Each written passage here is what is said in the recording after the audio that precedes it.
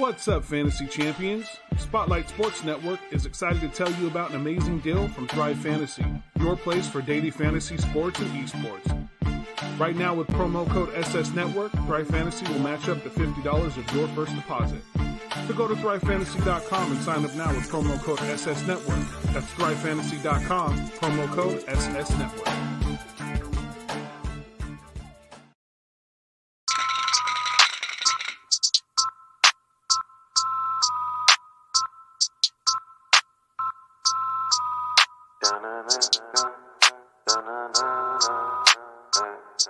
I heard they want the news. Well, we got it just for you. What's your team? Who your player? Who your crew? I heard they want the news. The spotlight is on you, and if you win the hot seat, it's times two. I heard they want the news. Come tune in to the crew, but we got the hook up just like black and blue. I heard they want the news. Spotlight Sports, what it do? Hit subscribe and the like button too. I heard they want the news.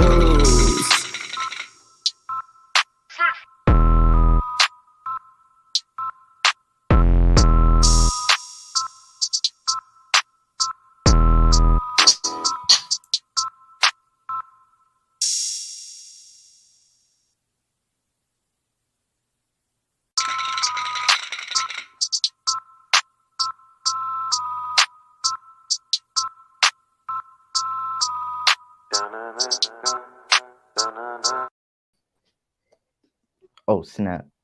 What's up? Welcome to the Inside the Locker Room podcast. You are muted, Spotlight. You are muted, Spotlight. I hate when StreamYard does that shit, man. But welcome. I made it like that for a reason. Oh, my bad. But yes. I got two brothers right next to me right here, to my left and right here for another Inside the Locker Room podcast brought to you by Spotlight Sports Network. First, I want to introduce to my, I believe this is my left. I don't know at this point. He's the Vince McMahon of the Spotlight Sports Network. He hates everything, especially the WWE and a lot of Raider fans as well. My boy Spotlight, how are you doing today? What's up, man? What's going on, man? This is going to be a very interesting show. I'm ready for it. Yes. And to my other side, you see him with the hat. Sadly, his team couldn't make another Cinderella story, but that doesn't take away how good they did in this playoffs. His Spurs beat the living crap out of my Lakers, but it's fine. My boy over here, Tayrock. How you doing, Tayrock? Y'all see it. That logo. Whatever, man. I got me and my mini me on the show, so I'm saying whatever he say, go to. How you feeling though? How are y'all both feeling? Y'all ready We to? do. I'm saying I'm ready to do this. Oh, it's gonna be fun. It's gonna be fun. I can't wait. Well, yes. If you guys don't know me, I'm the SCE, the SoCal Experience, aka your boy Eric. Of course, gonna moderate this. Host it, calm these guys down a little. I'm not gonna be too much debating because we'll be here Mr. Lunchable. So that's Mr. Lunchable, y'all. Mr. Lunchable, yes, sponsor me, Lunchable. Not Mr. Lunchable. Jesus Christ. Key said fix the screen. No. This is a debate. So we gotta have Eric in the middle, because if we do it like this, it's not gonna look correctly. You see what I'm saying? You're right. So that's why we got it like this. This is how we gonna do it. Excuse my lighting. I got some certain lights on the wall. But I don't know what's going on. Well, it's raining in Philadelphia right now, so it's sunny over here in Cali. But let's get straight into these topics, man. I'm ready.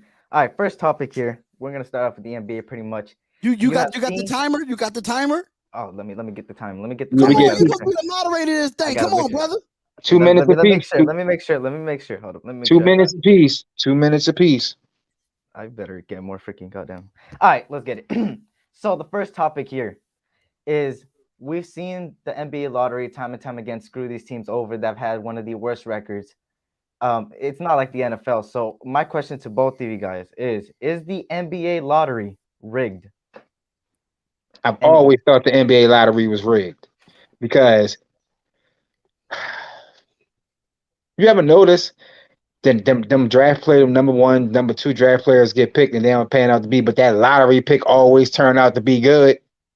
and they always go to a team where they always can win or find a way to go to a team where they can win. You can make all that face you want, but right now I'm not worrying about that. Because you over there with that Raiders hat on with that face mask microphone. Because the San Antonio Spurs had not had a lottery pick in like 10 years. Stop we it. We didn't need a lottery pick because we was winning championships, so it doesn't even matter. You need a lottery pick now because y'all like damn near 11th in the West. Stop it.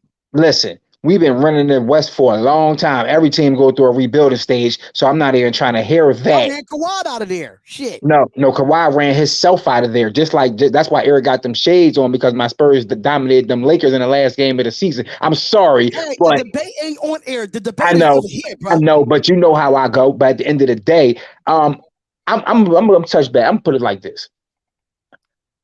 I don't feel all right. I feel like it is rigged, but I feel like in a way they don't try to make it look rigged. Like they try to make it look like different years. Certain teams that's like in the middle of the pack could get like that lottery pick.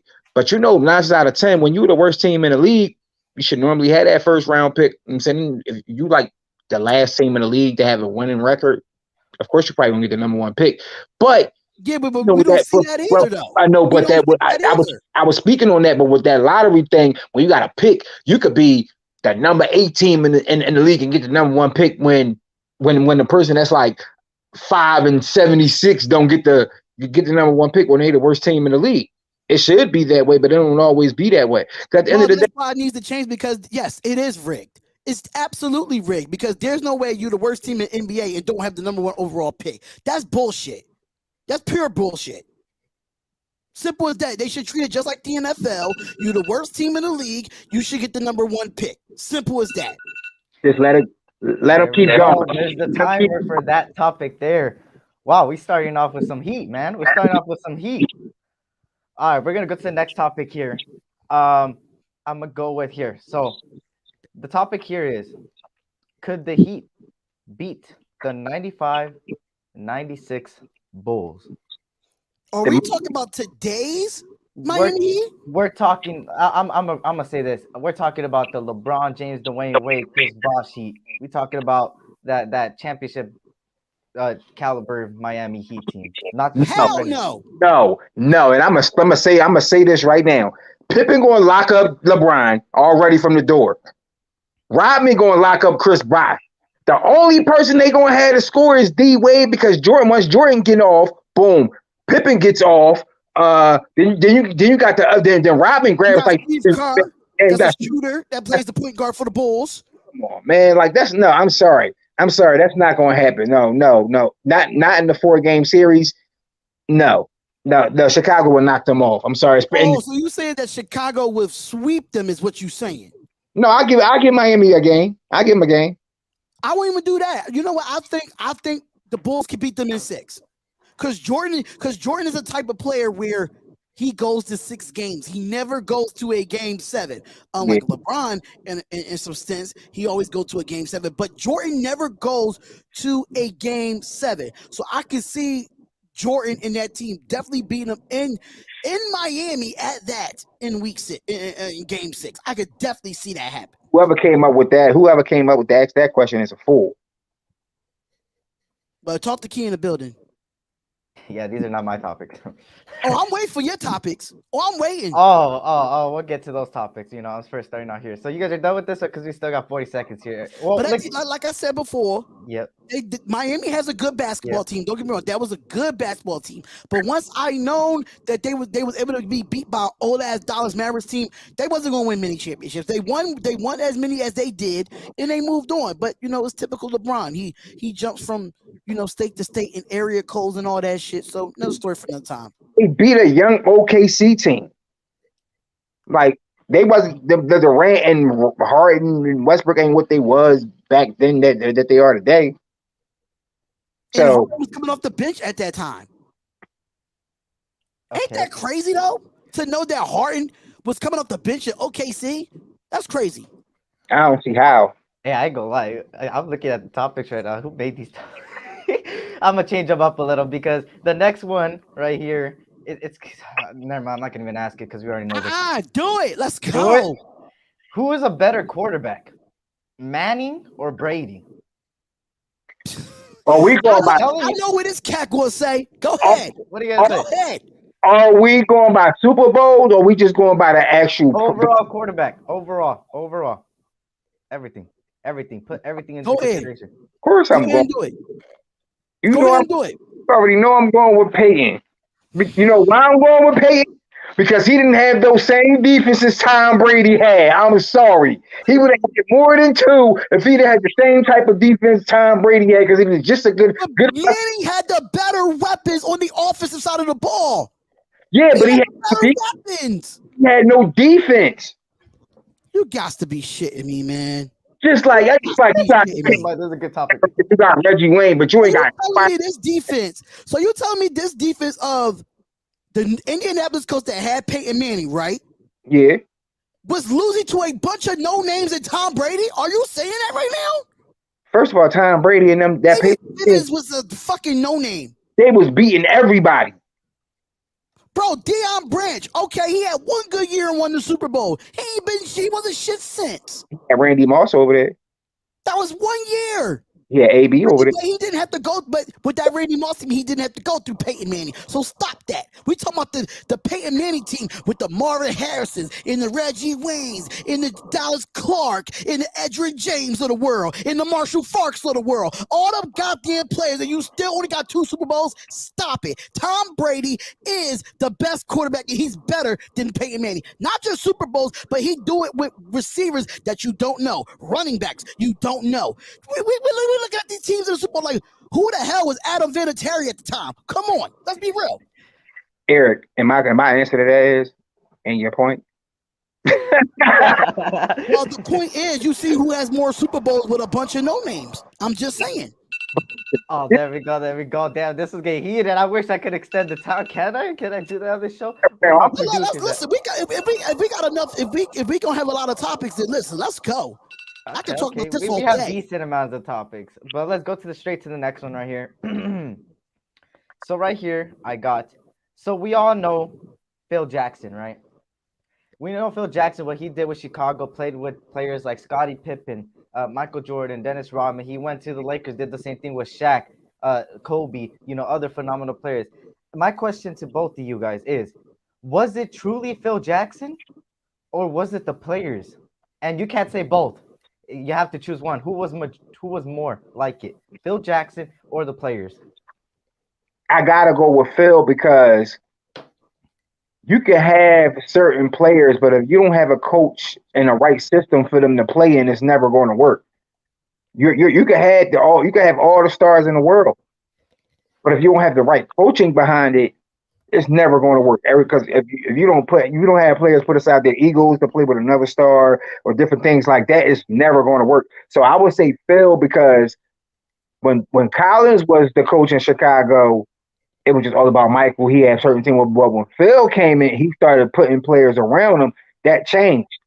Shaq was out there. Kobe was in LA. Boom, before Phil got there. Okay, boom, boom, boom. Next thing you know, Shaq there, Phil there. When Phil got there, they won championships. Before Phil, they wasn't winning no championships before Phil. When Phil got there, he was winning the championships. I gotta say, because when Phil took over Chicago for a little minute, he won championships. That's the only team. That Phil Jackson Chicago team is the only team that really ran a whole sport for almost a decade. I feel like they could have got. I feel like if Jordan would have never retired, the Bulls probably would have had 8 rings. They probably would have had 9. Yeah, I feel like they would have had 8 or 9. Those 2 years that was missed. Oh yeah, they would have had about 6. They would have had 8. You're right. They probably would have had 9. But don't that sound like another topic beforehand? When you have a bunch of weapons and when you don't have the right coach, it just doesn't work. I'm just saying.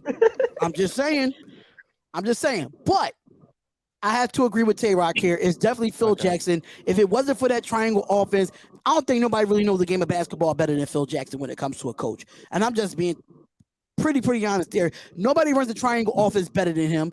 And then when you draft talent, that's the difference with Phil Jackson and a lot of these coaches. Even no matter if he was with Chicago or with LA, he knew how to develop players that have a role in the triangle offense. So yeah, It definitely has something to do. It definitely was Phil Jackson, even though we knew the talent that Shaq was coming out of LSU. We knew the talent that Kobe Bryant was having coming out of Lower Merriman High School. I'm just saying, like, I mean, he knew the talent. Damn, he knew the talent with Jordan was coming out too. Go ahead. Shit. Yeah, you guys could continue. Yeah, we could easily extend it because we don't got that many topics. But here, look, let me tell you this. I see a topic here. Is who is the best coach right now? Due to me not knowing what it's talking about or what sport, I'm gonna change it up a little. Who is the best coach between these two coaches? Phil Jackson or Greg Popovich? You did this shit to be smart, Eric, because you know he a goddamn Spurs fan. He's gonna pick Pop. I know he's gonna pick Pop. Of course, me personally, And it's you know Phil what? Jackson. You know what? You know. listen. I'm gonna do this. No, I'm gonna do this. No. It's a 5-minute debate. Go ahead. I'm gonna do this. I'm not going to say who's better. You know why? Because they both know how to draft. They both know how to develop player, and they both know how to win championships. So I really think pick one, Tayrock. Pick one. You gotta pick one. You already know who I'm gonna go with. I'm gonna go with Popovich. You explain why then. Explain why. Because Popovich is one of those coaches that he could take a nobody and turn him into a star. Who heard of Tony Parker before he came in the league? Who heard of Manu Ginobili? Who heard of Barbosa? Who heard of Sean Elliott, Mario Ellie? Nobody was really giving them dudes chances, as I'm saying, besides Pop. David Robinson was the star. Nobody else was the star but David Robinson for a long time. They was only good under Pop. They were only good under Pop. We had Pop for the longest. Parker that went to the Charlotte Hornets did not do a goddamn thing with them. He would listen. Tony Parker was at the end of his rope. That's just like when Jordan went to the Wizards. He was at the end. He missed the dunk. Jordan don't miss dunks. Like Tony Parker was at the end of his rope. When Jordan was just his sneakers. That's why he went to the Wizards. He wanted different colors for his Jordans. I understand that, but like I was saying though, he took people that nobody would even probably give a chance on and turned them into champions. Don't get me wrong, Phil Jackson got the talent. He got certain stars. I'm saying everybody wanted, but Pop grabbed people that nobody really cared for and turned them into multiple NBA champions. Like, you can't get no better than that. That's just like taking a whole bunch of replacement players and getting them over to the finals and winning. I don't know about that one, bro. Because I mean, he's good for foreign players. Don't get me wrong. He's good for drafting foreign players, international players. But when it comes to American players, he has issues with those. Kawhi Leonard's an American player, had an issue with. Tim Duncan is not an American player. Only player that he really had good American player was David Robinson. Everybody else was damn near an international player. He never drafted many American players. And you know why? Kawhi left on his own terms because he didn't want to be in San Antonio because he knew, you know why? Because he was going to be on a rebuilding team because Duncan, Parker, and Ginobili was retiring. So he had to take over a young, struggling team that he was going to take over. He didn't want to do that. And I know that's why he prolonged it like the Spurs made his injury extra worse. No, there is no way Pop would have just let him go because Pop wanted to go see that man, talk to that man, threw Pop under the bus. He did him saying basically like the Spurs just did him dirty. No, you knew them other players was retiring and you didn't want to go to a struggling team after you won the NBA championship and you was the finals MVP. That's what happened. And so that's how we got DeRozan because Kawhi wanted out on his own terms. That's your fault in the same. That's the San Antonio Spurs and Popovich's fault as well too because y'all started that low management bullshit. Y'all started that. Well, you know the San Antonio Spurs started that when Kawhi got there. You know that. That's after he got hurt. It doesn't matter. Now everybody in the league just taking nights off like they're not getting paid to do this. But Kawhi the way Kawhi got hurt, he couldn't play for almost a whole year. At the end of the day, I feel like even though these two coaches are great, they are great in their own way. And I'm gonna have to go with Phil.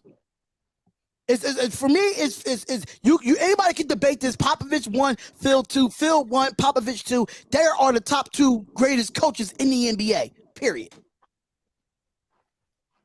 That's true. I thought we're gonna keep on going, but let's go to the next topic here. depending on how big this goes, I don't know what you guys are gonna go for. Of course, I'm a Lakers fan, but I'm gonna leave this to both of you right here. Who was the true LA MVP? Of, Shaq of or what? Kobe? The truth. You They said Shaq or who? Shaq or Kobe when they ran the three-peat? hard to debate. Shaq or Kobe, and I'm gonna make this a 5-minute one.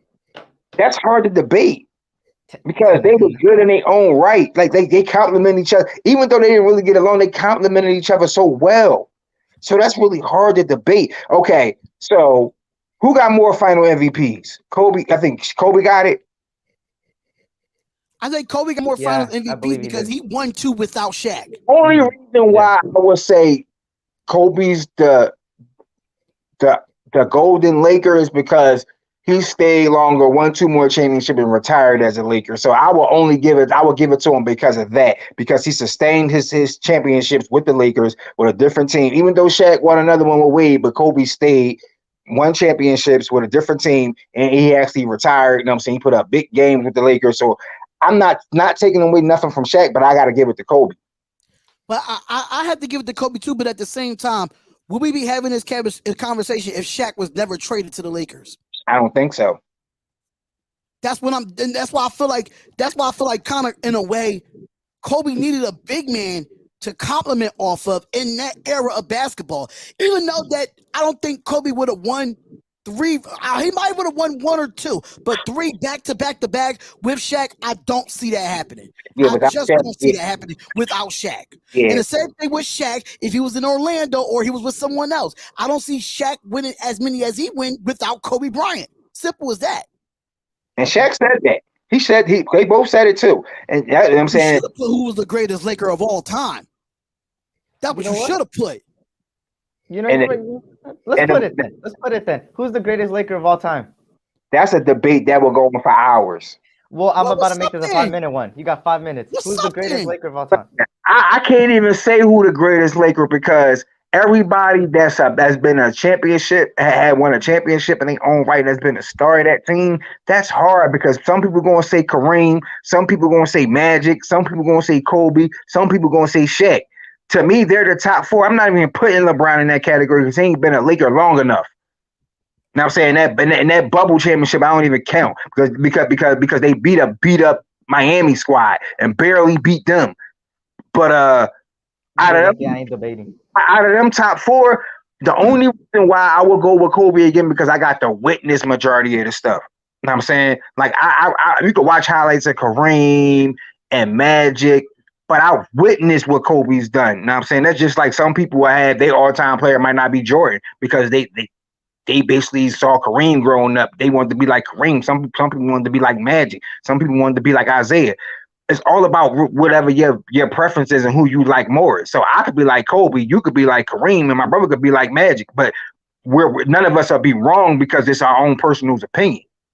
So I just know LeBron is not even in that top 5 of greatest Lakers of all time. He's just not. That's why I said, even though that he wins championships in LA, I still feel like he needs to do more as a Laker to be considered a great Laker. He needs to be considered. He needs to do more. Even though he does have 1 championship with LA, he's at his age. He still have a lot to do to be considered one of the greatest. He has a lot to do. Even though you can say that he has 4 or 5 championships right now. Yeah, but they all not with the Lakers. So with that being said, no, Kobe Bryant is up there. I can see him as one of the greatest Lakers of all time, but me, it's Magic.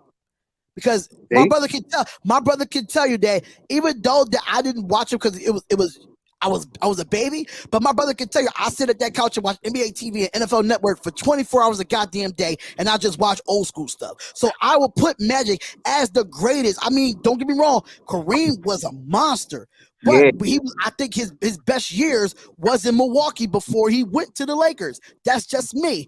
But I feel like Magic Johnson, from what I watch, the greatest Laker of all time. Not Smush Parker. You know what, max coverage. So the person in the middle, I want to ask you the same question. Who do you feel as though is the greatest Laker? Oh, Kobe. It's just Kobe. Because if you just said, it's just I researched everything, right? As a Laker fan, I'm looking at all these great players, Magic Johnson, Shaq, and all these things, and I'm looking at it, right? what Kobe did is what no one else did. They all had their different attributes, right? Magic Johnson is considered one of the best point guards. You got Kareem, the hook shot, the sky hook, whatever. And then you got Jerry West, of course. He's on the logo for a reason. He's got a reputation. But when I just didn't see Jerry West. You know what I'm saying? So yeah, I didn't get to see none of it. I didn't see him. I know the stature, but I was in somebody's sack. I'm just saying. I was too. I never got to see any of those, but I got to see, the highlights on YouTube because that's the best thing I could see, right? So when you look at it, right, the guy I grew up around was Kobe. What he did was phenomenal. When I was born, I was in their second championship when they did the three-peat, 2001. So I didn't get to see that three-peat. I got to see the bro. Wait, what? What you say? Eric and your oldest niece is almost the same age. You're damn right. My brother's oldest daughter is almost the same age as you. Damn near. She's 19. Bro, 20, bro, leave me alone, okay? It's not my fault. I was born in the fucking 2000s, okay? It's not my fault. Okay? God damn it. I'm old. I wish that was. I understand that he won 5 rings in LA, but look at the teams that he had. Understand, Max Cover. Look at the team that he had in LA. Of course, you're going to win 5 rings in LA with the team that he had. But he was dominant. He was dominant as a Milwaukee Buck as well. We're not going to take that away. But the two without Shaq, them teams wasn't as dominant as them Shaq teams. No, we talking about Kareem. Oh yeah, I know that, but I was just saying that them 2 other rings that Kobe won without Shaq, them teams wasn't as dominant. They just won that through determination. They had Pau Gasol. He all right, but he wasn't. They had a really mediocre team those 2 years. And won championships with them with them mediocre teams. That's hard to do. Eric is a young buck. Yes, I know. I am. But I want to move on to this topic here. I had to research it a lot and notice, right? Michael Jordan. We all know who Michael Jordan is. Give me a second. Oh, yeah. We had to switch. We had to switch due to the. If you see the thumbnail in the back, you see why I did that. Right? Okay, got you. Yeah. So we all know Michael Jordan. We all know his 6th ring when he played the Utah Jazz. When he hit that game winner, y'all remember he threw Byron. I believe his name is Byron Russell. He threw him. Some people say it was an offensive foul. Some people said it's not. In your guys' opinion, was that a foul and he got away with it, or was it clear? Was it fine? I was watching The Last Dance again yesterday. Bryan Russell was already moving to that. So he's already moving past Jordan. All Jordan did was really tap him. He really didn't even push, because I paused it to really see if he pushed him. The only thing he did was really put his hand on him because he was already flying that way. He just helped him fly off to the side. He never really pushed him. He just tapped him. In today's game, that's an offensive foul. Exactly. In today's game is an offensive foul, but we're playing in an era in the 90s where that is allowed. We've seen a lot of offensive fouls that could have been called back then that's being called right now. So with that play in itself, I think he was already over pursuing on the defensive side of the ball. But Jordan is just that great. Even if it was contested or not contested, I still think Jordan would have still made the shot regardless. He was He was the only guy that could make a stadium quiet alone. Like when Jordan came into the stadium and it was 5 seconds left and he got the ball, he had just, they could be yelling at him. He hit that shot, the whole stadium just quiet, like somebody died. He was really the only person that really was. He did that for almost 10 years. Even though he didn't his first championship until the 90s. Because you really think about it, this man ain't really had no team in the 80s. He really ain't had a team. He finally got over that hump against Detroit. But people want to bash Jordan. Oh, he couldn't beat the Detroits of the world. He couldn't do this. He couldn't do that. He didn't have to. Well, this man had to average 37 points a game one time. I mean, a game in a season, he had to average 37 just for them to win. Like, that's a lot on one person. And he did it consistently in an era where it was way tougher. That's why I could never give LeBron over Jordan, because Jordan played in an era where you could really get beat down. When he said he really had to lift them weights and get mentally tough. Like, 'cause if he didn't, he would have never beat the Reggie Miller Pacers of the world, the New York Knicks of the world at that time. They was physical, like physical. So and this is why a lot of players in today's game will not be able to last a damn game in the 90s. They will not last, especially LeBron James. But Brian Russell better get over it. Because back then, if you think about it, back then it wasn't no defensive 3 seconds in the lane. Simmons was able to protect the basket and contest when you're driving to the basket. Now you can't do that. It sucks that that you could just go in there and finger roll it without being touched. And then when you do get touched, oh, it's a foul. Stop crying like a little bitch. Yeah, that's because Brian, one of the best ones, he'd get hit on the wrist and be crying. Like you 6'8", like 250, 260, and you crying about a damn near same size as Gronk, and he's crying like a baby with a pacifier in his mouth. I went up YouTube the other day and I watched LeBron flops. Half of the time, this man never even get touched when he flops. He flops. Who else is good for that too? Donovan Mitchell. He's good for that as well. Yeah, Donovan Mitchell. Wade. Yo, why y'all do that to Ben Simmons in that video? Funny thing is, I actually know the person that was in the videos. I don't know, so I don't. That video, he said that video went viral, so yeah, everybody's going to use it. For sure. Well, I want to get to the next topic here. We love our point guards, right? Sometimes say it's the heart of a team, right? Eric, I feel like you're going somewhere with this. No, I'm not gonna go with that CP3 Devin Booker debate yet. Thank you. But he probably would agree with me though. Who is the better point guard overall since they got drafted into the NBA? Kyrie, Steph Curry, Westbrook, or CP3? Well, Westbrook is the fuck out of here. That's one. So I'm just gonna go with the last three. Yeah, go with the last three. Westbrook shouldn't even be in the top. Even though Kyrie, Steph, and CP3, who's the better point guard overall?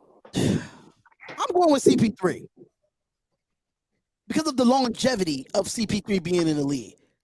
Every team this man went on made them a playoff team.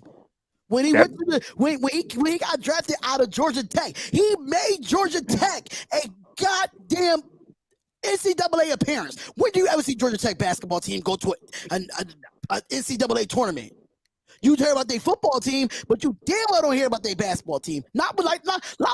Well, I mean, after Chris Paul, you really haven't heard much. But I say Chris Paul because he got drafted to the New Orleans Hornets at the time, made them a playoff team. Went to the Clippers, made them a playoff team. Went to the Thunder, made them a playoff team. Went to the Rockets, made them that's not even in order, but the teams that I'm naming made them a playoff team. And no teams have not been to the playoffs in a long time. So I'm saying, yes, over Kyrie, because Kyrie and Westbrook, they on some foo-foo shit at this moment. But it's out of Steph Curry and CP3. And me personally, I think since they've been drafted, CP3 is the best out of them four.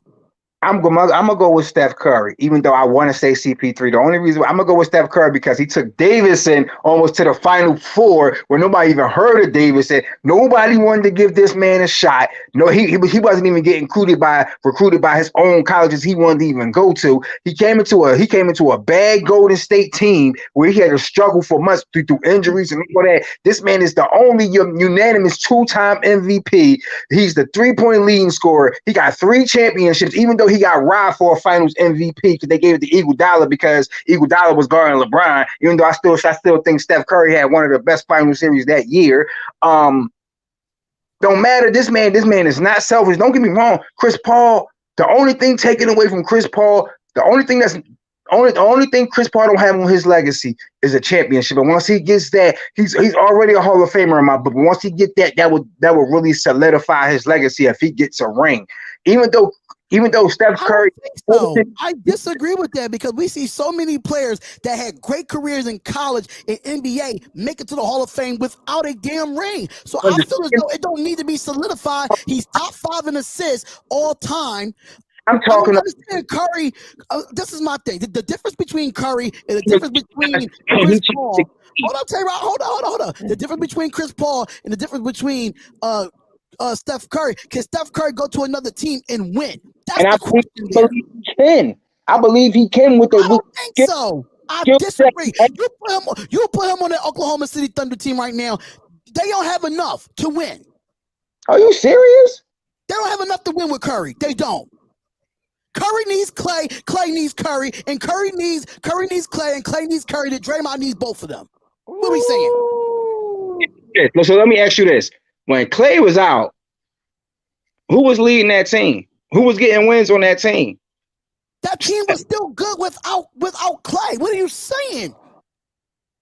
Yes, that team was still good. That team was still drafted well. What are we saying? Yeah, so he could win without Clay. He don't So actually. you're telling me he could win with a bunch of no names in OKC right now. He would, before Clay came back, wasn't the Warriors just winning with Jordan Poole and all them dudes? Who's the star in OKC right now? Who is the star in OKC right now? Do you even know him? Josh Giddey, Shai Gilchrist. I don't even know, bro. My point exactly. All I know is exactly.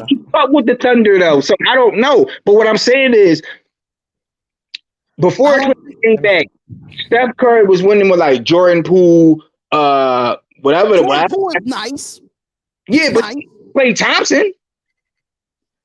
But you see the numbers that Poole was putting up when they didn't have Clay. Okay, but that's the defense fault if they couldn't stop. There was an argument that do we need to bring Clay back in the starting lineup because how good Jordan Poole was playing. Okay, they stepped up. Somebody had to step up, and he stepped up. I just feel like right now Curry has the team to win right now. Well, the Suns. You put Curry on the Sacramento Kings right now, they won't win shit. So you trying to tell me? That's what I'm saying. You trying to tell me the overall Warriors team is better than the Suns? You saying what? You trying to tell me the overall Warriors team is better than the Suns? No, I'm not saying that. What I'm saying is that you put Curry on a bad team and see if he could turn that around and make them a playoff team. That's what I'm saying. So you trying to tell me if you put Chris Paul on a 1-16 team, he gonna take him to the playoffs? Nobody expected him to go to the playoffs when he went to OKC. He wasn't expected to go to the playoffs that year. They was a surprising team in the playoffs that year. But even though before they wasn't the bottom of the barrel though. OKC was a bad team. But they wasn't the bottom of the barrel like Sacramento. They was a bad team. They was not even at the beginning of the year. They played some good basketball. They was projected to not make the playoffs at all. They projected 20 wins out of OKC with Chris Paul there. And they over exceeded the expectation. Steph Curry's fault that he didn't want to leave Golden State when he had the chance. I don't think he had that. I don't even think he had that choice if he wanted to. I don't think they re-signed him to a point where he was going to leave Golden State anyway. No, because he was going to be a free agent. They always just got his deal done before he became a free agent because they didn't want him to leave. And obviously, it got to be something good there because if it wasn't nothing good, then he would just would have became a free agent because obviously that's why I feel like Chris Paul because those teams that he was on, who thought the New Orleans Hornets was going to be even fucking relevant? Like, let's be real. When he got drafted to the New Orleans Hornets, aka now Charlotte Hornets again, what? Did we really think that the New Orleans Hornets was going to be a good franchise at that time or a good basketball team? Come on. He didn't take him to the playoffs in his rookie year. He did, but he was there majority of those years when he did take him to the playoffs. It was his first year, but he still took a bad team to the playoffs. Didn't he play with Anthony Davis when he was a rookie? No. He been in the league longer than Anthony Davis. No, what I'm saying is, wasn't he on the Hornets when Anthony Davis got drafted? That I don't know. Well, I don't either. That I don't know. I'll double check it right now. Give me 1 second. Because I know Chris Paul been in the league for like 30 years. I'm sorry. He been in the league for like 30 years and still doing it. Let me see. So Anthony Davis has been drafted. Did he draft? He drafted in 2012. Chris Paul got drafted in 2005, and Chris Paul played. Chris Paul, according to Iverson Vlog, he said Chris Paul played with the Clippers. Oh, and Chris Paul might have been. He probably the Clippers. Well, I was but he still had Blake Griffin over there too. So it wasn't like Chris Paul was taking a lot of bad teams to the playoffs. That Houston team wasn't bad. See the difference with that Clippers team is they drafted well. Yeah, that Houston team wasn't bad either. That Houston team wasn't bad, but there was a point guard. They wasn't bad, but there was a point guard missing. Okay, but what I'm saying is missing a guard. team he went to, he made a playoff team. Certain teams he went to was already playoff teams. Houston was a playoff team before he got there. Was they? Yeah, they went to the playoffs before Chris Paul got there. I don't know about that one. Was already over there. At that time, there was a point guard away. James Harden was still trying to get what I don't know. I don't know. Houston is like a bipolar situation with Houston when CP3 was there. It was a bipolar situation. But I just think every team he went with, he succeeded. Now with this Phoenix Suns team, they built around Devin Booker. They ended up getting a veteran in CP3, and CP3 was that guy that helped them go over the hump. The word help. Help. I didn't say he did. I said the word help. Wait, Eric. can I intervene real quick? I'm looking at a stat right now. OKC, the year before Chris Paul got there, they went 49-33, 6 in the Western Conference. When CP3 got there, they ended up just moving up one spot to the 5th seed. So they was already like a playoff team. Yeah, but nobody was giving a shit about OKC. Even I should have used that against the Devin Booker. Damn, I should have used that stat. Damn it. I should have used it. Who would have known there was a 16? They OKC is like a quiet team that just be like the New Year's ball. They just drop down so slowly. Just like OKC, they going up so slowly, but it's irrelevant. So at the time, when it was number 6, it was irrelevant. Nobody was talking about them at the 6th seed at that time. Come on. They did move up a little because in 2018-2019, the year before Chris Paul got there, they lost in the first round. They lost 1-4 games, so they only won 1 out of the games. They lost in game 5. The year after, they won 2 more and made it 3-4. So they made it to they won 2 extras and still got knocked out in the first round.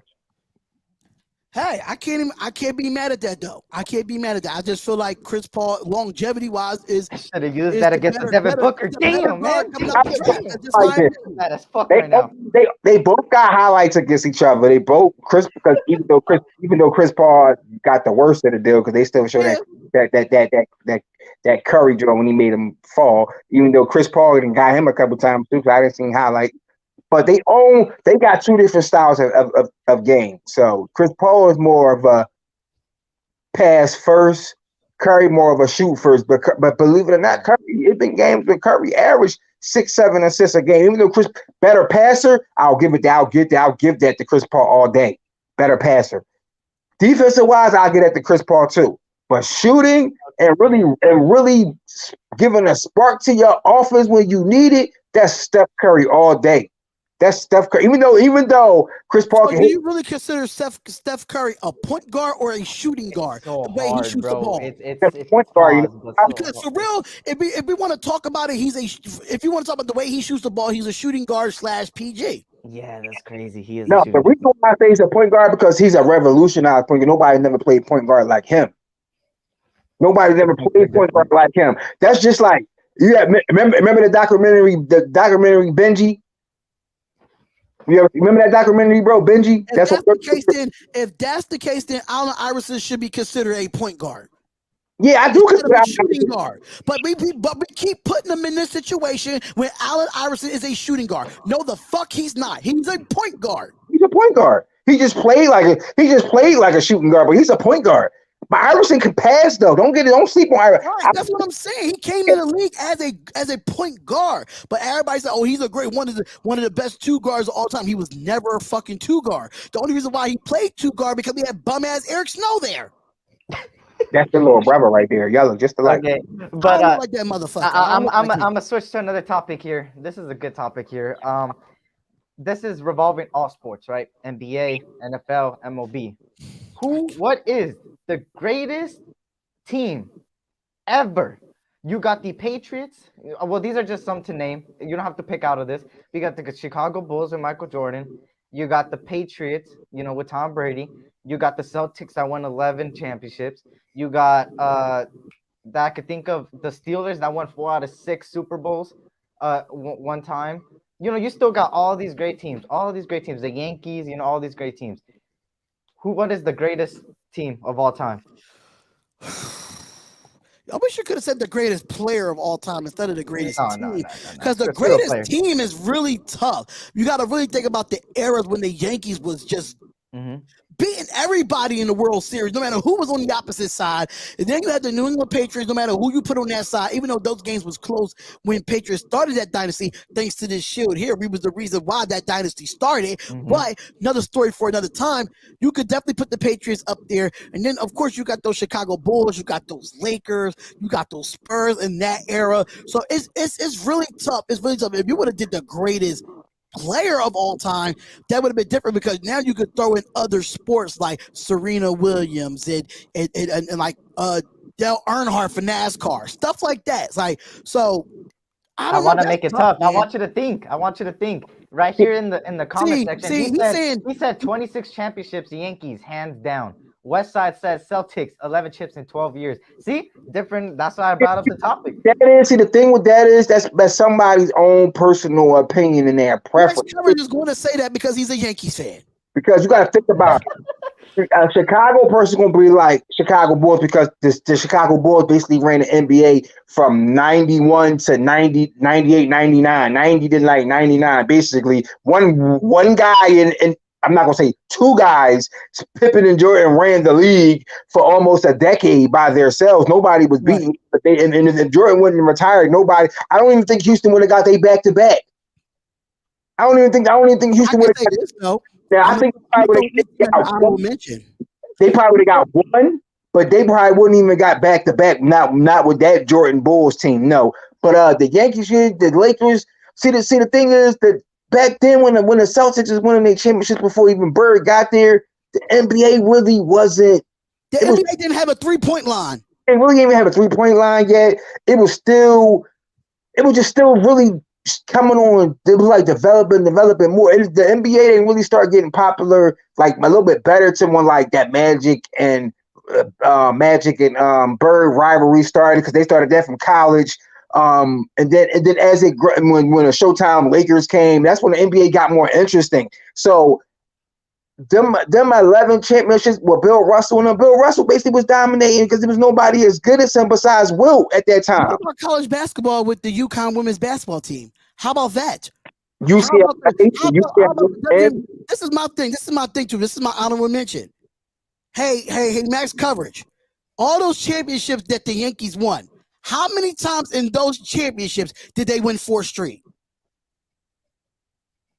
So answer me that, because the Houston Comets of the WNBA is the only team in professional sports that won 4 straight championships back to back to back to back to back.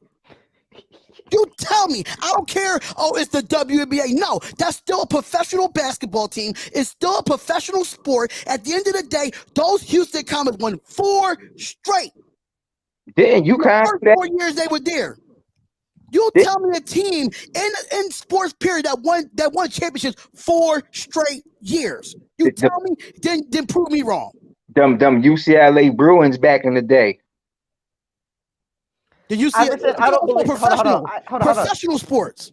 Everybody always talks about. Hold on. I want to say something, Iverson, because you called out Max Coverage. I want to call out Iverson real quick. Iverson. CP3 is the same guy that nobody talks about when whining and getting calls that he shouldn't be calling and playing goddamn State Farm acting type of shit on the court. The whole league does it, bro. That boy Chris Paul is one of the biggest crybabies I've ever seen in my entire life, including LeBron. Besides LeBron and all these other players, Chris Paul is another one. So that's bullshit that he was injured, because how does he come out of a sudden, I'm good after a game? Come on now, let's be honest. I'm out of here with that shit. And you guys still didn't win a championship, so I don't care. Anyways, changing the key in the building. I just wanted to throw that out there until we see a team in professional sports win 4 straight, then the Houston Comets has it. Nobody was better than them back then. They had everybody. I'm sorry, Colin. They had everybody, but the league was damn near even. It was damn near even back then. Comets starting 5 basically was a Hall of Fame team. So they was Hall of Famers because of. That's 3. And one and Tina Thompson. Listen, Cynthia Cooper won 4 championships at between 40 and 44. She was already at the end of her career because she was one of the greatest college basketball players of all time. The WNBA came late, so they had a squad. Them 3 alone could win a championship. And I want to know this, Eric. You know where Tina Thompson is from? Yes. Where's she I from? think so. What college she play for? Didn't she play for your college? No. She played Oh, for no, she came out She's USC, a, huh? she's a Trojan. Yeah, she's a USC. I was thinking. She's a Trojan. Yeah, Just to I let you, forgot she was. just to throw that out there. She's a I Trojan. forgot she was. That's crazy. I ain't gonna lie. USC. There's a lot of great. There's a lot of great love 'em. women's basketball players that came out of USC. So keep that in mind too. So I'm looking at another topic right here. It's involving football, college football. Hold on. Before you ask that, who is the greatest USC basketball player, Eric? As in women's or as in? No, period. Just basketball player. Period. Sheesh. And her brother is one of the best shooters of all time. Mm-hmm. They almost let her in the NBA. I don't know. It's tough. Daryl Miller, what? No, I don't. The reason why Reggie Miller has a jump shot is because of Cheryl Miller. They almost let her in the NBA. Cheryl Miller's the reason why Reggie Miller is one of the greatest shooters of all time, because she taught his ass how to shoot. Listen, it was to the point where by the time the NBA came out, she was already old. Like so she didn't really go to the WNBA. Yo, I guarantee you, she would have went to the W. She'd have been MVP. She'd have been MVP. She scored 100 points in high school. Yep. I'm trying to tell you. Listen. I'm trying to tell you, Cheryl Miller. Sorry, DeRozan and all them other people that went and all that, but Cheryl Miller got to be there. She got to be there because for a woman to even get close to even trying to get even considering her to going to the NBA, that's crazy. She'd have been the first one. We already saw one in the NBA already. Joanna, man. That's Eric Uncle. All right, moving on. Sheesh. Shit, man. All right, anyways. So let's talk about college football here. Let's talk about programs. College football programs. You got the Alabamas, you got the Georgias, you got the Cincinnati, you got the LSUs, you got USC, you got other teams, Texas, all these different Tennessee, all these great football programs, right? Which college football program is the best ever? Some consider national championships, some consider NFL prospects, some consider other things of what they did and accomplished and records. So what is the best college football program in history? I'm not going to be biased, and I'm not going to, and I know my brother's going to hate me for this. He can't stand Bama. I'm biased. I'm USC. The reason why I'm saying Bama is because the SEC, they say we don't play nobody. Technically, really in the SEC, nobody really plays nobody into his conference game for in the SEC.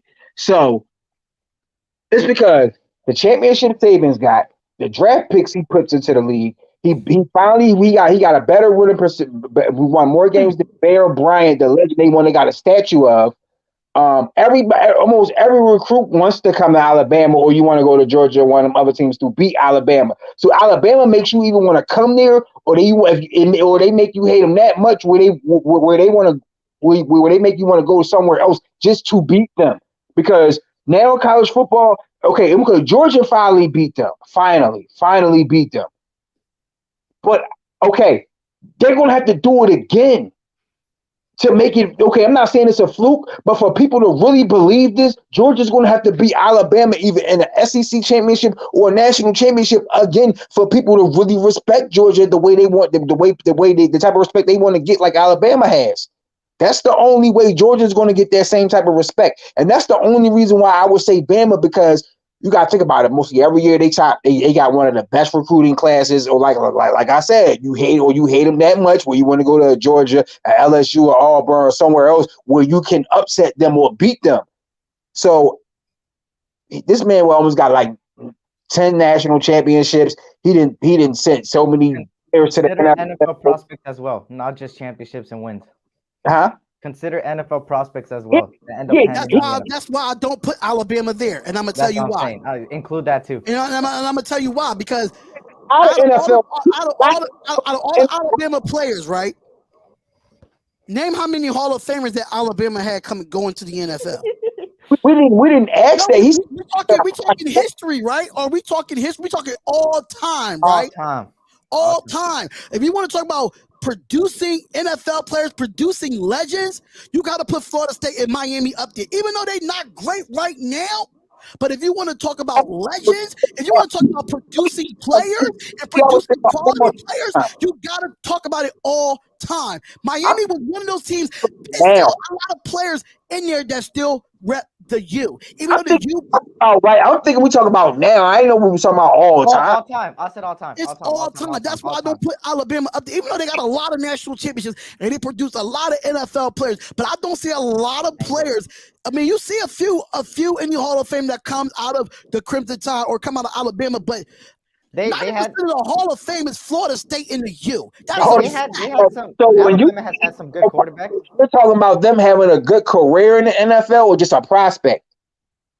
The prospects have to produce in the career. NFL. Yeah, Okay, yeah. where? Okay, see, so you didn't say that at first because you just said NFL prospects. Like I said, I would have to go back to Alabama again because they NFL talent that end up making the Hall of Fame and stuff. Okay, Hall of Fame, yeah. I go Miami, Florida State, Because the Notre Dame of the world. Alabama's in the mix. USC of the world. I mean, not really USC, but I mean they do have some good running backs. We had some, bro. Produce great quarterbacks. That's what they're about USC. Okay, quarterbacks, yeah, but we had some good offensive linemen. Bruce Matthews. Did you? They used to tell back you. That's tell back you. Marcus Allen. Yeah, tell back you. Right. Y'all had one of the best duos in running back with Lindell White and Reggie Bush, Thunder and Lightning. Like, but the only thing about that is Reggie Bush had a better career, and I don't know what the hell happened to Lindell White. I have no clue what happened to him. We got had to the streets, and that was a different story. Hey, speaking of USC, hey, Tayrock, you know, you're a Niner fan. You know who else came out of USC? Who? Ronnie Lott. Oh, I know. Just making sure. Hey, Sleepy Nation, we can go back and forth. Hold on. We can go back and forth with Notre Dame and USC players. I did this with the Notre Dame fan Alabama's last week. probably up there right now because what they have been producing in the last 2 decades. We want to go all time. I don't know about that, man. You even had Dwayne "The Rock" Johnson play for Miami. Michael Irvin played for Miami. Ed Reed, Ray Lewis. Do I need to keep going? Oh, what team? Miami. Miami was the team of the 80s. Right, but they still produced a lot of great players that go into the draft. Same thing for Florida State. You had Deion over there. You had Charlie Ward over there. You had Ward Dunn over there. Like, come on. Yeah, Anquan Bolden. How many people have played for Alabama? Well, it doesn't matter how many people play for Alabama. The question is, are they producing the same way that I could give you some players. Are they producing and having successful careers in the league like Miami and Florida State produce? That's the question. Some Alabama players to notice is Ken Stabler, of course, Raider. Yeah, of course, Ken Stabler. Joe Namath. Yeah. Another one. Bart Starr. Ozzie Newsome. That's all quarterbacks, but keep going. Ozzie Newsome, John Hanna, Derek Thomas, the linebacker from the Chiefs, and Don Hudson. That's about it. That's about it. And I can keep going. I can throw down a list of people that played in Miami. And I didn't even name Michael Irvin. Actually, you did say Michael Irvin. No, I did not. I said The Rock Dwayne Johnson. Michael Irvin.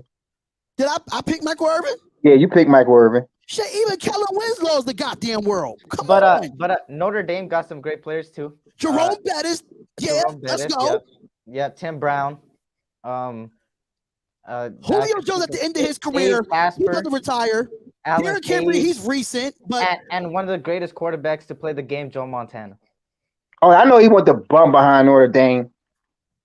So some USC prospects y'all could think, or USC people: Marcus Allen, we all know. Bruce Matthews, Anthony Munoz. I already talked about Ronnie Lott. Another kid. I hope I say his name right. Clay Matthews with the USC too. O.J. Simpson. Yep. Frank Gifford and Lynn Swann, and some notable names right now in the league: Robert Woods. I don't think Julio's a Hall of Famer. I don't think so. Nah. They might put him. I think they might put him. They might put him in there, but That's another story about the Hall of Fame, but we gonna get to that. Because I feel like the Hall of Fame, I feel like the Football Hall of Fame, I think they should take out the College Football Hall of Fame and just make it a regular Football Hall of Fame, so all their accolades could be all in one, just like they do the NBA. But that's another story for another time. Yes. We're gonna move on here. Let me get to my topics. Let me scroll up real quick. So, this might not be a really debatable topic, but it's a good topic to talk about here, and hopefully you guys do debate it. We all know the OKC Thunder. We all know Westbrook, Harden, KD, all those people OKC in that era. So, why did Durant leave the Thunder? What was the true reason? Some may say because he wanted to win a chip. Others may say because the organization didn't do him well. Others may say because of Westbrook, and their relationship wasn't too good at the end of the day. What was the true reason Durant left the Thunder? Westbrook. You know why? Because that was already Kevin Durant's team. Westbrook came in trying to take over. If you notice in them old games, when it came down to the end, Westbrook was the one bricking them shots when KD should have had the ball in his hands. That was his team. Westbrook tried to snatch that team from him. That's why they butt heads all the time. Kevin Durant started with them when they was the Supersonics. They were still the Sonics. Right. Kevin Durant played in the Sonics uniform. Before they went to OKC, and then Westbrook come, you try to take over the team. I feel like if they was able to put their egos to the side, and Westbrook really did, I don't think if Westbrook really tried to take over, I think they possibly could have won a championship together. They didn't. Plus, I feel like they got rid of Harden too fast. They got rid of Harden because I feel like if they would have seen how they would have outcame, Westbrook would have been on the bench, or Harden would have been starting with KD. It's a few things. It's a few things of the reasoning of Durant. It's not just Russ. They didn't really build a team outside of the three that they had. Yeah. I mean, they did have Steven Adams, but Steven Adams he been bounced around the league too. But you had a Serge Ibaka that was up there in age. Kendrick Perkins was up there in age. So outside of your starting five, who do you really have? I mean, you had James Harden coming off the bench, but I still didn't understand why James Harden was coming off the bench. So it goes with coaching. Yeah, that's true too. Coaching was the number one thing outside of Russ. Hold on, who was their coach? Billy Donovan at the time? I think it was Scott Brooks and Billy Donovan. Yeah. Well, Ibaka was young, but still, like Ibaka was young, but Kendrick wasn't. Kendrick wasn't young, but at the same time, they didn't have no supporting cast on that bench when James Harden came on the floor. Who was the supporting cast?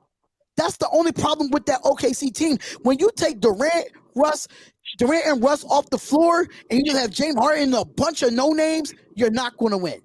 Yeah, that's true. And I think Durant needed more than just Westbrook and Harden. He needed more than that. Okay. I got another one here. Should we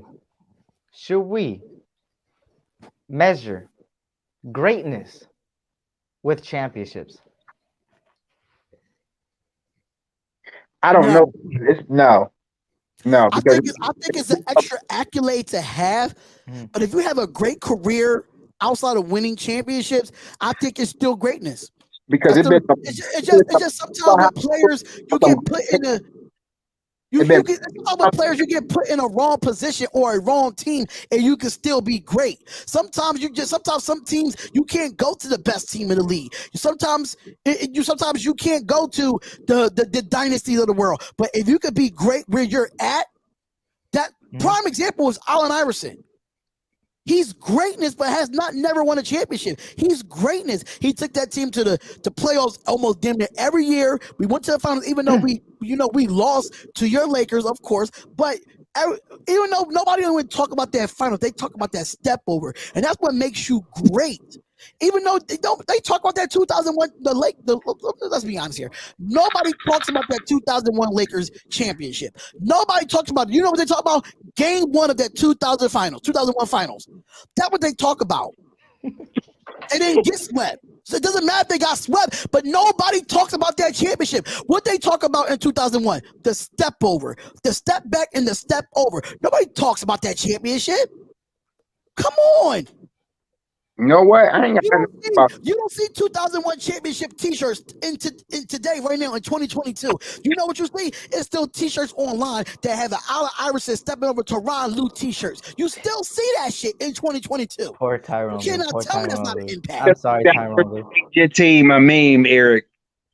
I'm sorry, Tyrone Lue. I'm very sorry. And the crazy part about it, Tyrone Lue he actually got a championship ring as a coach.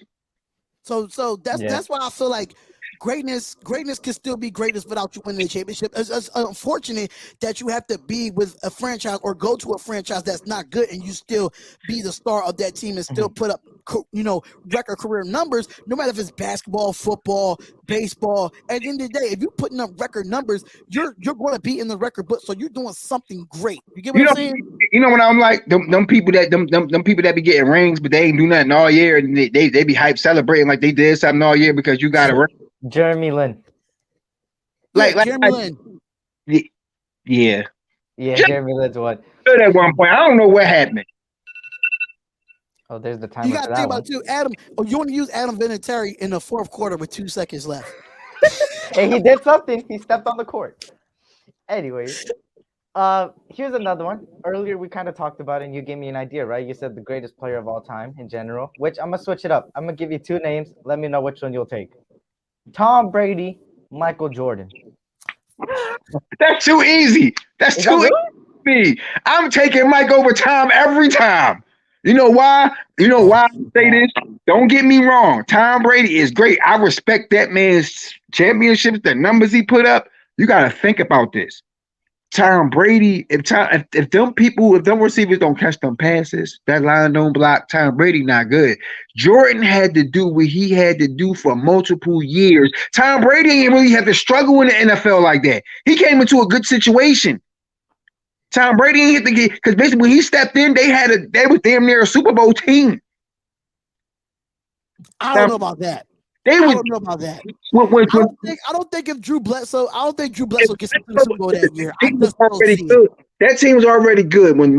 If Drew Bledsoe was playing in that year that Tom Brady took over for Drew Bledsoe, the Raiders would have been in the Super Bowl. That's a fact. That is a known fact. What I'm saying is, you gotta think about it. Brady kind of got put in a good situation with a great coach. All that. Jordan career didn't start off like that. He didn't start. Jordan really had to go through the mud to really. Tom Brady did. I put it like this: Tom Brady didn't really have to struggle as much as Jordan did, and Jordan got beat up a lot. And retired. He won 3, retired, came back and won 3 more. The only reason why that team broke up because of Jerry Krause. He made them break up. He said if Phil Jackson leaving, Jordan said he was leaving because Jordan said he wasn't going to play under knowing the coach. I believe that they all would have signed 1-year deals. They probably would have won another championship. I'm going with Jordan because for real, Tom Brady ain't really have to struggle as much. He really didn't. Even though he got one more ring than Jordan, and Jordan retired. He got one more ring than Jordan. I'm taking no offense to Jordan. I think he's the greatest at his sport. Don't get me wrong. He is the greatest at his sport, and so is Tom Brady. He's the greatest at his sport. But I'm going to have to go with Tom Brady, man. You got a 7th round draft pick that came out of Michigan that was slinky as hell, that looked like a Slim Jim. Didn't have no expectations to win in this league at all.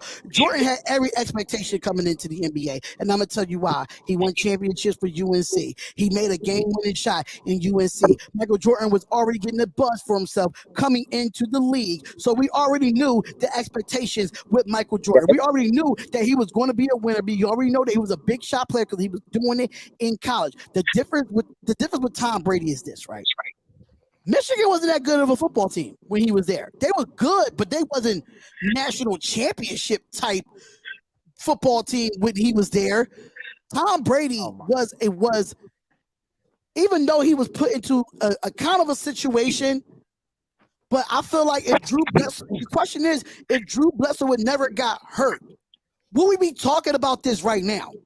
We don't know. Probably not. But the thing, he started out as a backup for Drew Bledsoe. Drew Bledsoe was the quarterback there. And Jordan went to Chicago where he was he was the team. He in his first 2-3 years. was the team? When Jordan came to the league in the first 3-4 years, he led the team in rebounds, blocks, steals, and points. Which we completely understand that. But the difference between Tom Brady and Michael Jordan is the draft picks. Jordan was a first-round pick. Tom Brady was nowhere to be found in the NFL draft. Nobody was going to pick Tom Brady. He had to work towards that. He got cut from. It was damn near 200. It was damn near 200 and something people picked before Tom Brady. But Jordan had to work to that because when Jordan first got there, Jordan ain't really. First of all, Jordan got cut from high school already. He had to grow a little more. His friends had to vouch for him for him to even get put on the varsity, for him to get noticed. Then once he got noticed, okay, when he first went to UNC, he wasn't the star there.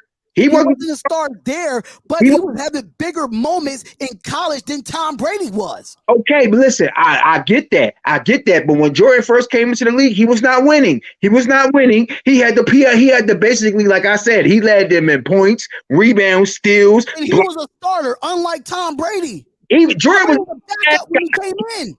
Jordan was the coach. He was the assistant coach. He was the water boy for years to come.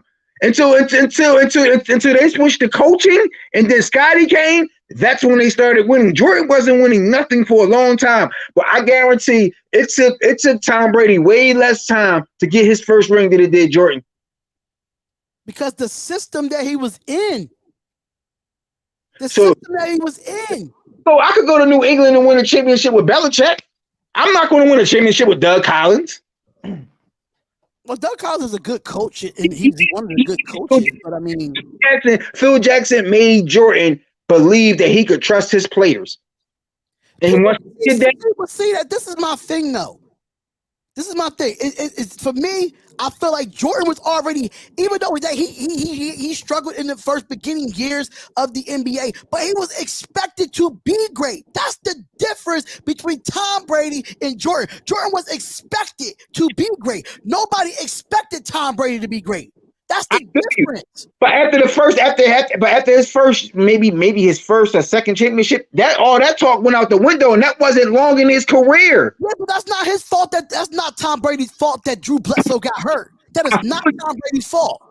Even though they expected Jordan to be great, they still kept saying he can't get over that hump. He can't. They never mentioned Tom Brady couldn't get over the hump because he was already over the hump and young in his career. They keep talking about how Tom Brady in his career could never beat the Giants in the big game. Okay, that's too. What are we saying here? Okay, that's too. That's just like when Jordan came back and Orlando beat them. Okay. At the end of the day, you can't say that Tom Brady don't have nothing really under his belt where he do have losses in this. Even though he had losses in the Super Bowl, don't get me wrong. I know Jordan have 6. He's 6-0 in the finals. He done all these accolades, but I feel like when the NFL is a bit different. Nobody is expecting a 7th round or a 6th round pick to make a football team, especially at the quarterback position. You tell me another quarterback that was a 6th or 7th round pick that made the team. You tell me. No, I give you that. But at the end of the day, Tom Brady only could do one thing. He only could throw the ball. Nobody didn't know who Tom Brady was. The thing is, Tom Brady just throws the ball, right? Jordan has a team sport. Does Tom Brady play defense?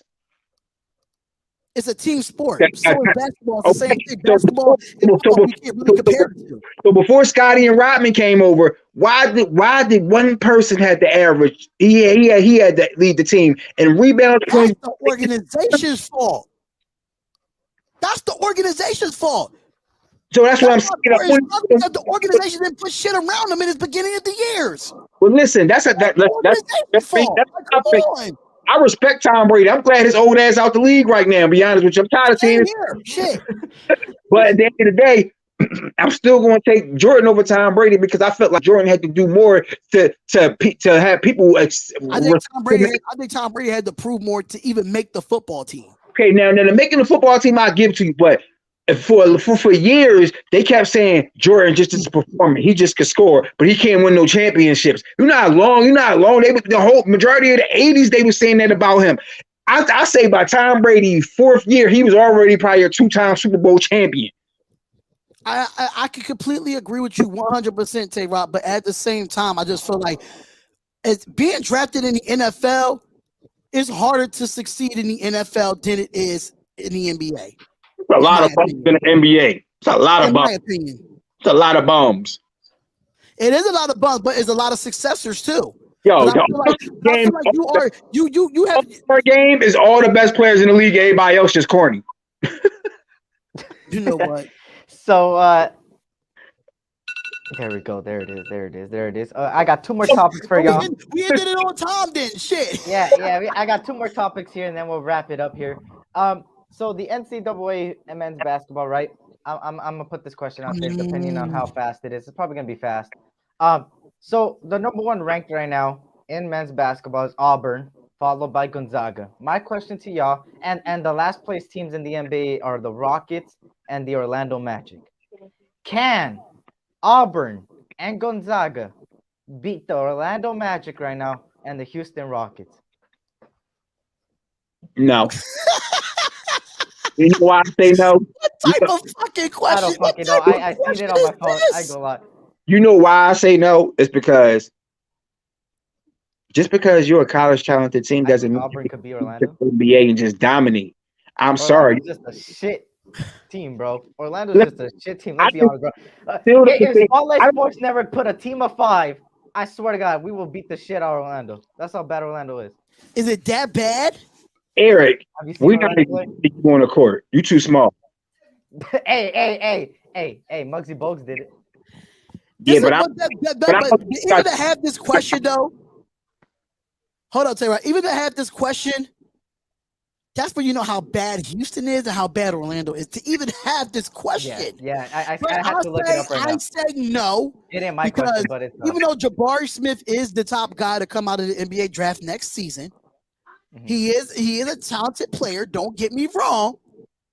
But you said, really, are you disrespecting I the don't Rockets see like that? that. Jabari Smith is Jabari Smith is the reason why Auburn's number 1. Nobody else on that team is better than Jabari Smith. That's just a fact. And Gonzaga is always going to be Gonzaga. Every single year, Gonzaga is a top 2, top 3 basketball team. But do they beat the Orlando Magic or the Houston Rockets? Absolutely not.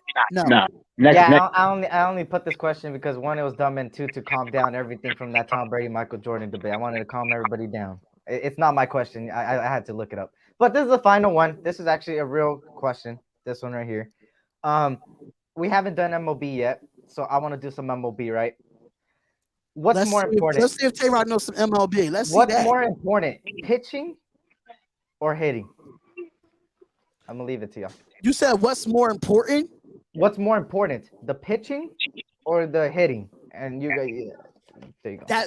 That's tough because they both important, but we gotta pick one. That's the point. You guys gotta think about it. With pitching, because if you strike your player out, they get opposite team can't score. So that's kind of like I feel like it's so basically they like that pitching is like that defense is like an offense at the same time because you're stopping the other team to score. When you strike them out, your team get to go out there and try to score because you can stop the other team. That's one of them guys that be having no hitters and all that, even though that's hard to do. But I feel like pitching is a little bit, even though you got to score, of course you got to hit the ball to score. But I feel like pitching is more important because you can stop, you have that opportunity to stop the other team. But once but if you're just keep that, you're at bat, you can't really stop. You could get stopped when you're at bat. So I think pitching is a little bit more, they kind of go hand in hand, but I feel like pitching is a little bit more. It could go hand in hand because you could have a whole pitcher rotation be the shittiest in the league. Philadelphia Phillies, by the way, we have the worst fucking pitching in baseball, which we got to do better at. But we got some great hitters in Bryce Harper. So I mean, and we got Relamuto. That's a good hitter as well. But you got a few players, but outside of that, I think pitching is what it makes the game. It makes the moments. Don't get me wrong. Home runs, you're going to get those. You're going to make those moments there. You're going to do careers. But when you're in the bottom of the ninth and you're up, and you got 2 strikes to win the World Series, that's the moment that any kid that plays baseball wants to be a part of. So I think pitching is way more important than hitting. More pressure the bottom of the ninth for 1 strike to go. That's more pressure than 2. Yeah. When you get that second strikeout and you gotta get that third one. I feel like that's harder than hitting a shot in the NBA because you got to make sure that that ball, whatever pitch is called, you got to make sure that's the perfectly pitch. If that ball hit it and that team score, I didn't see the heartbreak. I didn't see the heartbreaks. Right, you have to look at it as, oh shit, like. Your mind has already know that you gotta make this shot, but going through your mind to strike somebody out to win the World Series, you better have ice in your veins or you better be numb, because if they hit a home run on that bottom of the ninth and you had one strike left, that is a killer in baseball. I was a pitcher and Eric was the bat. I make sure if it was ninth inning, one out left, and it's the last pitch. You know what I'm gonna do? I'm giving Eric a straight finger down the middle. Tayrock, I'll hit that shit like goddamn Cody Bellinger in the Atlanta Braves game. I'm fucking walk it off. And I'm gonna stare you down and I'm gonna throw the bat at you. I'm gonna throw the ball. I'm gonna throw the bat at you. Remember that movie Rookie of the Year? Yeah. I'm gonna throw that ball just like that. I'm gonna knock your hairline off. But you know what? I'm gonna add one more. Screw. We got a little bit of time left. This is. Who's the biggest between the NFL? There's some. I'm gonna say some names right now, but the question is, who is the biggest draft bust ever in draft? Wait. Let me give you some. Hell no. Hold on. I'm gonna give you some. Darko ahead of future Hall of Famers Chris Bosh, Dwayne Wade, Carmelo. You also had the Blazers pick Sam Bowie ahead of MJ, Odin, and Durant. You also had Jamarcus Russell, which we all know who Jamarcus Russell is. You had your Johnny Manziels. Who's the biggest draft bust right now? Still Jamarcus Russell. Because I don't think y'all missing one person that's worse than Jamarcus I'm just Russell. saying in general. I just give you some names. Go ahead. Y'all missing one person that's worse than Jamarcus Russell, and that's Ryan Leaf. Ryan fucking Leaf is the worst bust in fucking football. He is. He's worse than Jamarcus. No.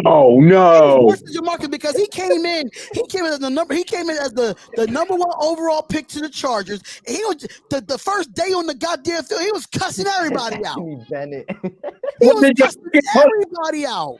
But wasn't Jamarcus Russell number one pick? Jamarcus Russell wasn't number one pick. He was just fat and just couldn't play quarterback. The problem was with Ryan Leaf, he could play quarterback, and when he lose, he'll cuss out everybody, and then he'd be putting up middle fingers up to the news people and all that. He was terrible, bro. Ryan Leaf is the worst NFL player that was ever drafted. No, the worst part. No, it's Jamarcus Leaf. They got put together. Jamarcus Leaf. Jamarcus Leaf. What the fuck? Here, I got a question for you. Yeah. Who is the best Dominican, Mexican, Puerto Rican soccer player of all time? Kwame Brown for the NBA. Yes. What? You just named 5 different Latin countries, bro. Who is the best Puerto Rican, Dominican, Mexican? You got to pick one of all time in soccer. Oh, shit. We got one for that ass, huh? Oh, shit. Don't say the actual, like, don't say the givens. Like everybody knows. I mean, he rocking the LA Galaxy hoodie, I see. No, this is the LA Galaxy. Screw the LA Galaxy. This is LAFC. This is their rivals. So you can't give it Beckham. You got to be Hispanic. It got to be somebody from England. I know. Somebody you got to pick some. Don't go old school. No, matter of fact, of all time, yeah, you go old school because you huh? Hispanic, because when I think of Hispanic, that's like sexual. Maybe fuck. Oh, I would say Maradona. Oh, okay, that's not bad. That's not bad at all. That's not bad. And Ronaldinho right behind him. Yeah, I've heard of them. Yeah, I but it's funny because I don't even subscribe to nothing on YouTube on soccer, but I always watch the highlights. I don't know why. Because Messi is Argentinian too, so you could put Messi up there with them. Okay, I got a question for both of y'all. Mm-hmm. In a boxing match, who wins? Ryan Garcia or Gervonta Davis?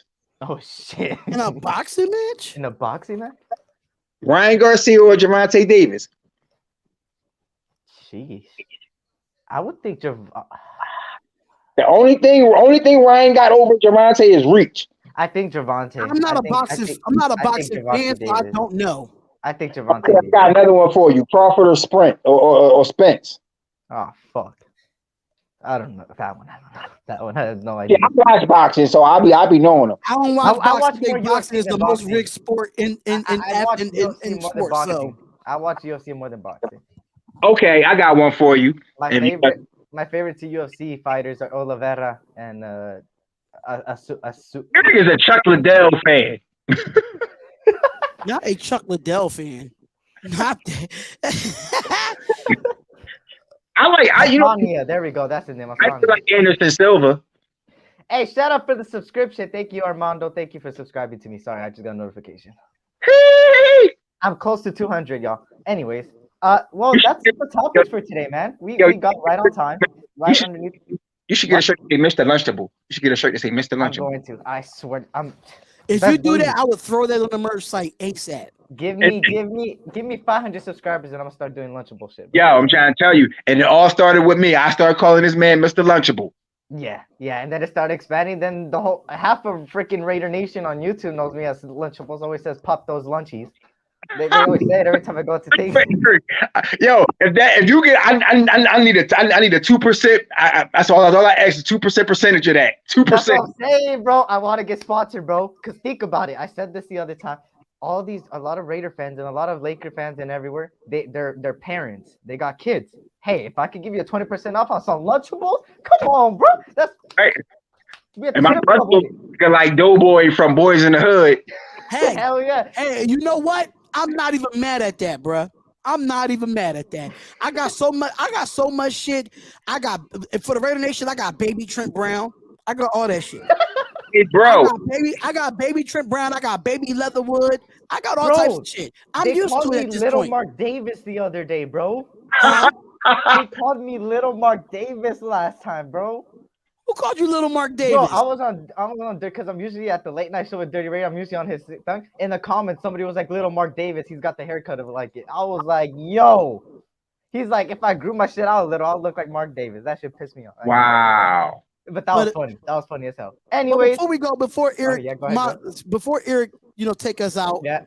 I was not able to play our intro because I didn't have it uploaded by the time the show started. But shout out to Key in the building for the Inside the Locker Room intro. That thing is fire. If you did not see it, here you go right here. Let me.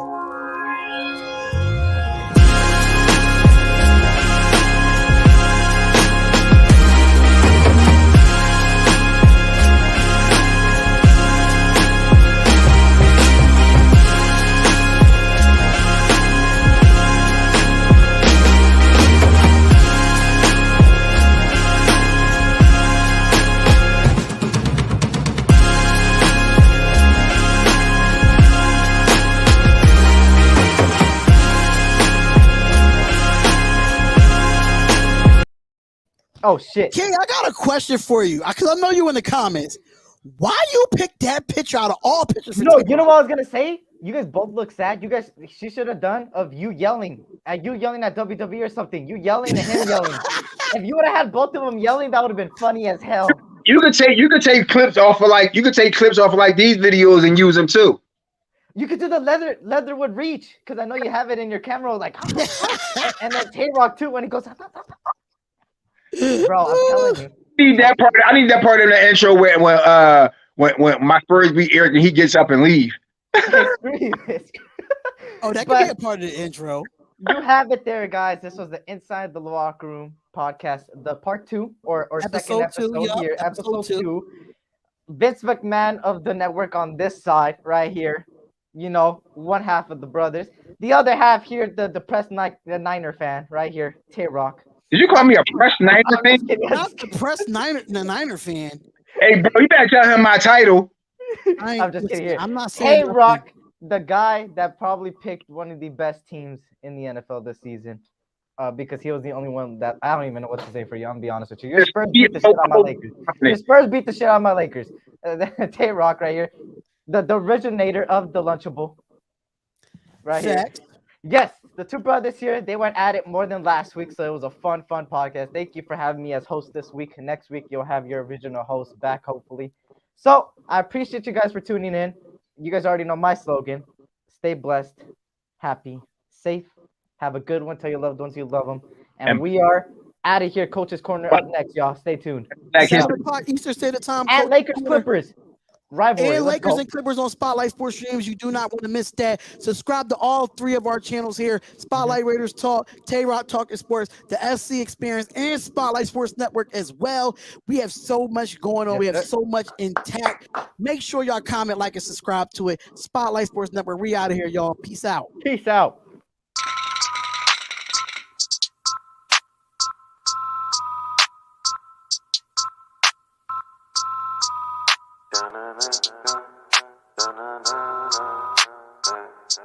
I heard they want the news. Well, we got it just for you. What's your team? Who your player? Who your crew? I heard they want the news. The spotlight is on you, and if you in the hot seat, it's times 2. I heard they want the news. Come tune in to the crew. But we got the hook up just like black and blue.